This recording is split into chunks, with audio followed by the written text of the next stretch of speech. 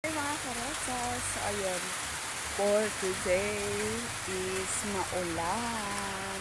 Yan, maulan. So ngayong araw, nakalibak ko sa work kasi may importante akong gagawin morning, ngayong morning, tapos sa hapon magpapahilot ako. So, share ko lang kayo.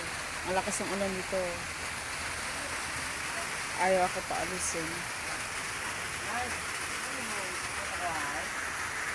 So, kumikidlat pa. Nagakulog-kulog. Nagakulog-kulog. So, yun. Ayaw kami paalisin.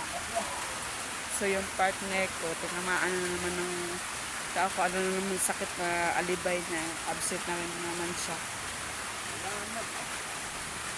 So, ayun lang guys. Mayroon ko lang sa inyo. Maulan na. Bye-bye.